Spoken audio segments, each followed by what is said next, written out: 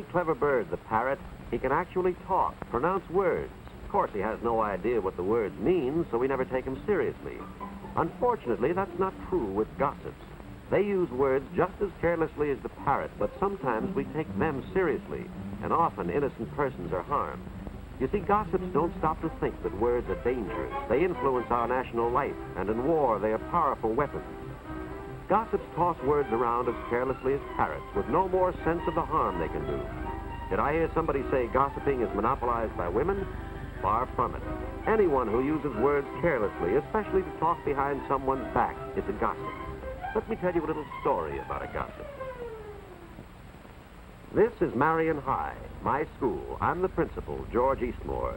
There were some people in my office this particular morning, Mr. and Mrs. Gage and their daughter, Jean. They told me Jean would have to leave school. Why? Because of the malicious gossip about her. I was shocked, and I asked for details to see if we could do something about it. We began talking, even though Jean thought it was already too late. Mr. and Mrs. Gage had opened a grocery store at the start of the term, and Jean helped out after school.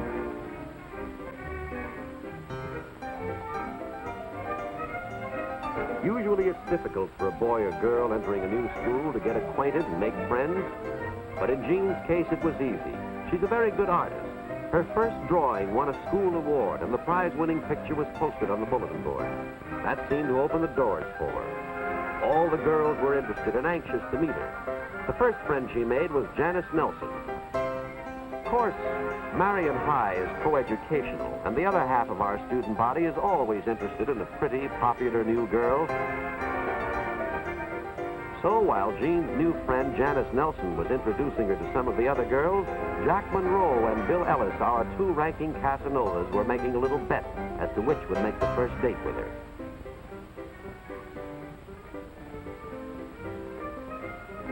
Bill Ellis made the first move. He was waiting on the steps when Janice and Jean left school that afternoon, and soon was off to a running start in the competition. Jack wasn't called the best broken field runner in Marion history for nothing. Besides, he still had some trumps in his hand. Like an open convertible, which had helped quite a few times in the past.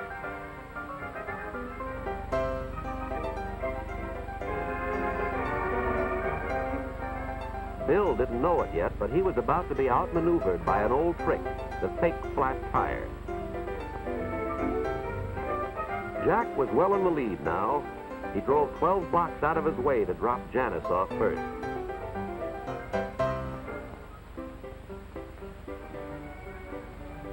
Then he took his time getting Jean back to the grocery store.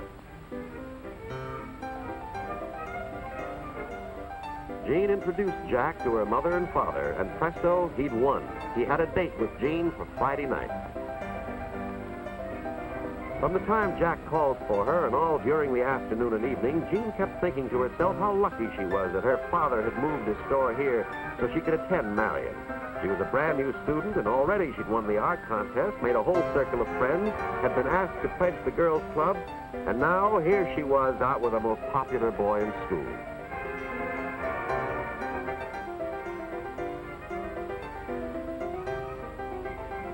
But when they drove home, Jean began to learn a little more about Jack. His popularity had gone to his head. He was completely sure of himself, confident that none of the girls could resist him.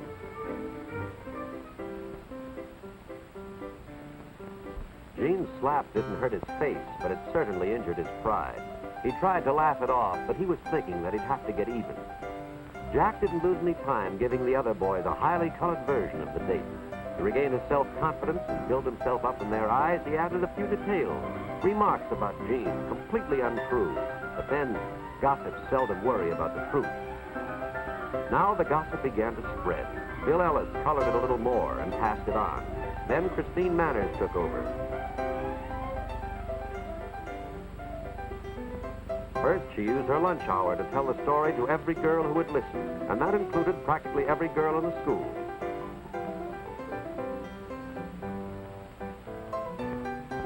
When she got home, she took over the telephone to call all those she'd missed. Yes, gossip spreads like wildfire, especially with the help of girls like Christine. And by the end of the day, the harm was done. Jean's reputation was ruined.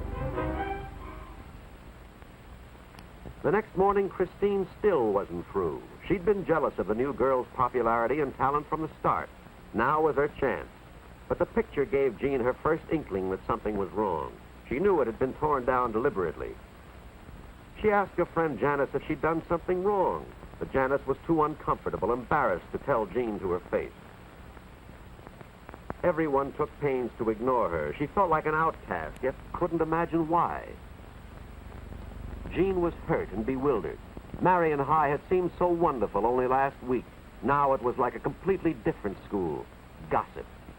Jean was lonely and miserable all week, but she was still hopeful that once she was initiated into the girls' club, things would be better. However, Jean had already been blackballed even before the club's scavenger hunt had started. But instead of telling her, the club president had made Jean's assignments far more difficult than the other girls, hoping Jean would fail, thus disqualifying herself.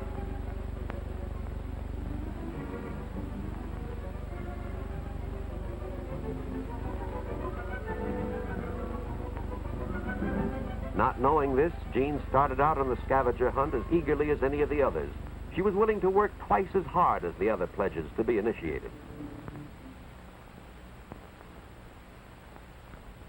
The rest of the pledges had finished their assignments and had been notified of their acceptance before Jean returned. Now the girls were really embarrassed. Jean came back with every one of her assignments completed. What could she do next? Nothing, Christine told her. She'd been blackballed. She wasn't wanted.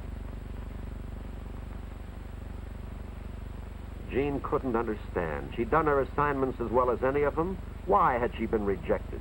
Christine said Jean knew very well why, because they didn't want her kind of girl in their club. Jean still didn't understand. Janice finally had to explain that they all knew about her, about Jack's story. Jean was stunned. How could anybody believe that about her?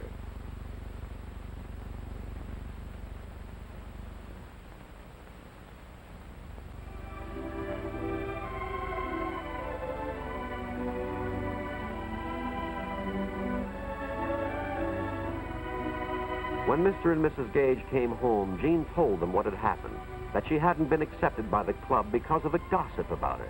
She said she was quitting school.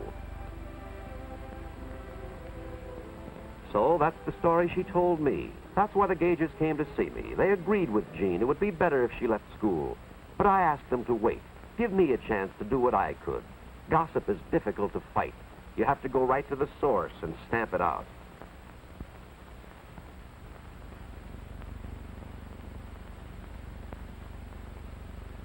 That's exactly what I did. I called in Jack Monroe, asked him point blank if he was the gossip. Jack was surprised. He thought only women gossip. Men just, well, talk. He admitted he'd started the talk, but he never realized the harm it would do. When I had finished explaining what his loose talk had done to Jean, Jack asked me what he could do, and I told him a way, the only way. He thought it over.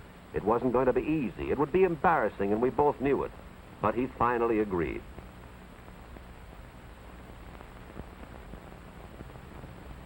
Give Jack credit. He went through with it. His voice broke a few times, but he managed to tell them all that there was nothing to the gossip, that he had made up the story and was to blame for everything. But that wasn't quite right.